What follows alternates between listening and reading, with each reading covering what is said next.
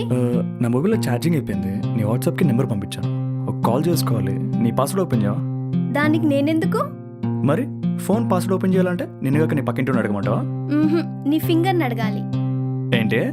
మ్మ్. ఇలాగా. నాకు తెలియకుండా నా ఫింగర్ ప్రింట్ ఎప్పుడు యాడ్ చేసావే? ఎక్కు.